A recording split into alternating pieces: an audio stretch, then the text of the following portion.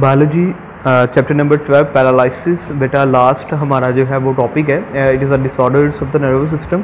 जैसे कि हर एक सिस्टम के बारे में पढ़ने के बाद हम लोग जो है वो उसके डिसऑर्डर्स के बारे में पढ़ते हैं, तो यहाँ पे भी नर्वस सिस्टम के चंद एक डिसऑर्डर्स की बात करेंगे। तो ये जो डिसऑर्डर्स हैं बेटा, इनके अलावा भी बहुत ज़्यादा डिसऑर्डर्स जो हैं वो होते हैं जो कि हमारे नर्वस सिस्टम से रिलेट करते हैं, जिनको नर्व डिसऑर्डर्स का नाम भी दिया जाता है। ठीक है, तो यहाँ पे दो की बात की गई है। First one is the paralysis. Paralysis जो बेटा उसको फॉलेज को जो है वो कहते हैं।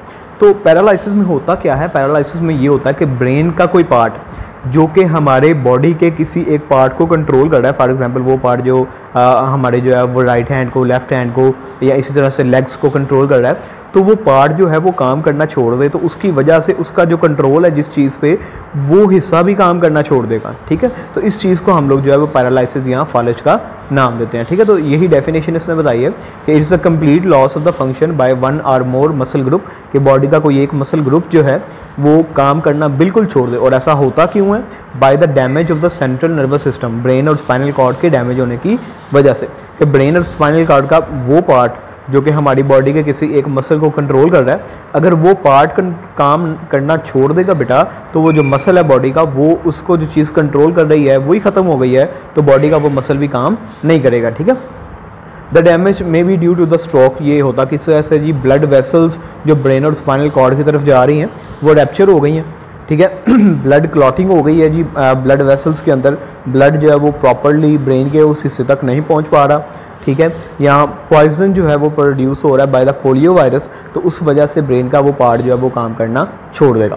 अब ये बेटा ये लाइफ टाइम के लिए भी हो सकता है और थोड़े वक्त के लिए भी हो सकता है। फॉर एग्जाम्पल एक ब्लड का क्लॉट बना है ब्रेन के किसी एक पार्ट के ऊपर, अब उस ब्लड के क्लॉट की वजह से जो ब्रेन का वो पार्ट है वो काम करना छोड़ देगा, तो उसके काम करने के छोड़ने की वजह से फॉर एग्जांपल वो पार्ट जो है वो हमारे राइट हैंड को कंट्रोल कर रहा था, हमारा जो राइट हैंड है वो भी काम नहीं करेगा। लेकिन आहिस्ता आहिस्ता जैसे ही वो ब्लड क्लॉट जो है वो वहाँ से ख़त्म होगा, तो ब्रेन का वो पार्ट जो है वो काम करना स्टार्ट कर देगा।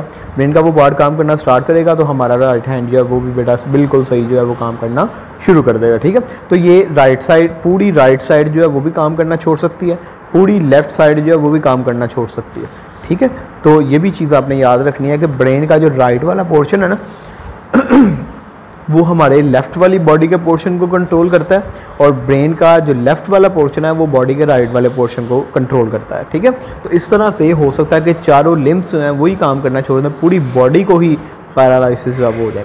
दूसरा जो है बेटा वो है जी एपिलेप्सी। एपिलेप्सी जो है वो उसको हम लोग मिर्गी का नाम भी देते हैं। तो ये किस वजह से होता है बेटा? एक नर्वस डिसऑर्डर है जिसके अंदर एब्डोमिनल या एक्सेसिव डिस्चार्ज होता है नर्व इम्पल्स का ब्रेन की तरफ बहुत ज़्यादा नर्व इम्पल्स आती हैं, और वो नर्व इम्पल्स जो हैं वो ब्रेन को सही तरह से काम नहीं करने देती। ब्रेन उन नर्व इम्पल्स को रिसीव करके तो मुख्तलिफ तरह के मैसेज जो है वो आगे बॉडी की तरफ भेज देता है। बॉडी जो है बेटा वो कन्वल्जनरी जो है वो बिल्कुल हमारे कंट्रोल के बाहर हो जाती है और काम करना जो है वो स्टार्ट कर देते हैं। मतलब बॉडी जो है वो क्या नाम है, ये हो सकता है कि सीजर्स वगैरह आने स्टार्ट हो जाते हैं। ठीक है, मिर्गी के दौरे जिनको कहते हैं वो आने स्टार्ट हो जाते हैं पेशेंट को। ठीक है, तो सीजर जो है ना बेटा, ये मिर्गी का जो दौरा एक पड़ता है, बेसिकली जिस बंदे को मिर्गी होती है ना हर वक्त ही वो मिर्गी के कंडीशन में नहीं रहता, वो उसको थोड़ी थोड़ी देर बाद जो है ना वो इसके दौरे पड़ते हैं, सीजर्स पड़ते हैं। तो ये सीजर्स जो है एपिलेप्सी की एक टेम्परेरी एब्डोमिनल स्टेट होती है ब्रेन की, जिसमें ब्रेन जो है वो बेहोशी की हालत में जो है वो बिल्कुल सही तरह से काम नहीं कर रहा। ब्रेन सही तरह से काम नहीं करता तो बॉडी भी सही तरह से काम नहीं करती। जो यंग पीपल हैं बेटा, उनमें एपिलेप्सी जो है वो जेनेटिक या डेवलपमेंटल कॉजेज़ की वजह से हो सकती है कि जब बच्चे की पैदाइश हुई तो उस वक्त जो है वो उसके ब्रेन की फॉर्मेशन सही नहीं हुई, उसको एपिलेप्सी हो जाएगी। लेकिन जो ओवर एज पीपल होते हैं 40 ईयर्स या इससे ज़्यादा के जो हैं, उनमें ब्रेन के अंदर ट्यूमर बनने की वजह से भी एपिलेप्सी जो है वो हो सकती है। हर ट्यूमर और सेंट्रल नर्वस सिस्टम के जो इन्फेक्शंस हैं उनकी वजह से एपिलेप्सी जो है वो किसी भी एज में हो सकती है। एपिलेप्सी को कंट्रोल करवाने के लिए हमारे पास अभी तक कोई जो है वो क्योर मौजूद नहीं है, लेकिन हम लोग सीजर्स को कंट्रोल करवा सकते हैं।